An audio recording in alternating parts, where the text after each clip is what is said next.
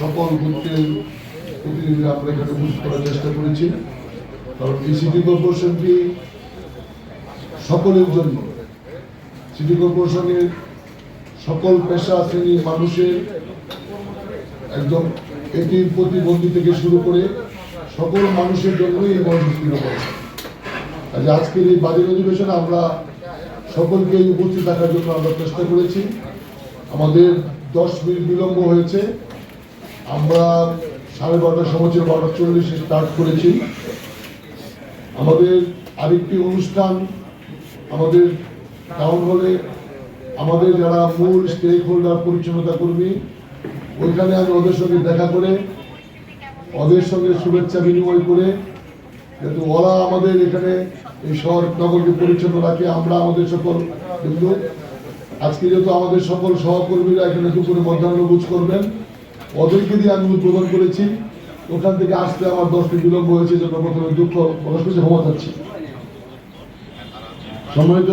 সম্মানিত নগরবাসী, আমন্ত্রিত অতিথিবৃন্দ, গণপ্রজাতন্ত্রী বাংলাদেশ সরকার কর্তৃক গত 14 মার্চ 2026 তারিখে এক প্রজ্ঞাপনের মাধ্যমে আমাকে ময়মনসিংহ সিটি কর্পোরেশনের পূর্ণকালীন প্রশাসক হিসাবে নিয়োগ প্রদান করা হয়। 16 মার্চ 2026 তারিখে আমি প্রশাসকের দায়িত্বভার গ্রহণ করি।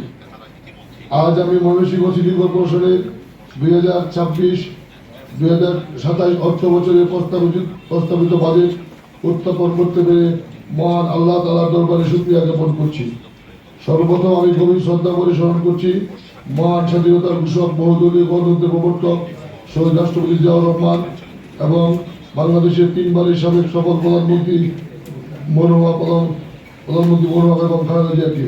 আমি ভাষা আন্দোলন, মহান মুক্তিযুদ্ধ, গণতান্ত্রিক আন্দোলন, সকল শহীদ, বিশেষ করে 2024-এর 36শে জুলাইয়ের গণঅভ্যুত্থানের সকল শহীদদের আহত হয়েছেন এবং এখনো চিকিৎসাধীন, তাদের সমবেদনা জ্ঞাপন করছি। গত 17 বছরে যারা এই একটি ভোটের অধিকার প্রতিষ্ঠা করার জন্য লড়াই সংগ্রাম করে আত্মত্যাগ করেছে, তাদেরকে আজকের এই বাজেট পেশের পূর্বে সকলকে শ্রদ্ধা করে স্মরণ করছি। আমি কৃতজ্ঞতা প্রকাশ করছি এবং ধন্যবাদ জানাচ্ছি গত 12ই ফেব্রুয়ারি 17 বছর পরে একটি গণতান্ত্রিক বাংলাদেশের নির্বাচিত প্রধানমন্ত্রী জনাব তারেক রহমান এমপি মহোদয় আমাকে এখানে ময়মনসিংহ সিটি কর্পোরেশনের প্রশাসক হিসেবে দায়িত্ব দিয়ে কাজ করার সুযোগ করে দেওয়ার জন্য তার প্রতি ধন্যবাদ এবং কৃতজ্ঞতা জ্ঞাপন করছি।